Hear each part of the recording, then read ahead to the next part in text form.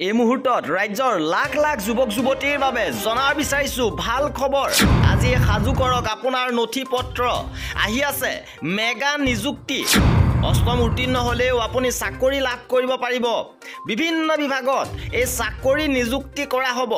অহা 22 ডিচেম্বৰ তাৰিখে খানাপাৰাত অনুষ্ঠিত হ'ব মেগা জব মেলা।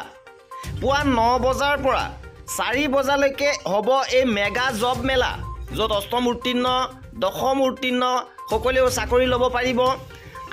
ITI ডিপ্ল'মা যিকোনো স্নাতক ডিগ্ৰীধাৰী লগতে স্নাতকোত্তৰ ডিগ্ৰীধাৰীয়ে ইয়াত আবেদন কৰিব পাৰিব, চাকৰি ল'ব পাৰিব।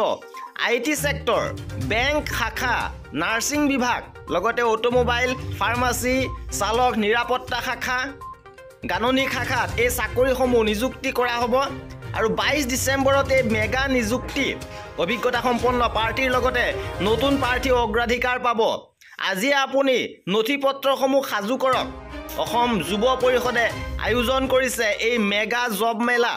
ৰাজ্যৰ লাখ লাখ যুৱক যুৱতীৰ বাবে আহিছে এই ভাল খবৰ। অষ্টম উত্তীৰ্ণ হ'লেও এতিয়া চাকৰি ল'ব পাৰিব। যে বিভিন্ন বিভাগত এই চাকৰিসমূহ ওলাইছে। 22 ডিচেম্বৰত এই মেগা নিযুক্তি অনুষ্ঠিত হ'ব খানাপাৰাত।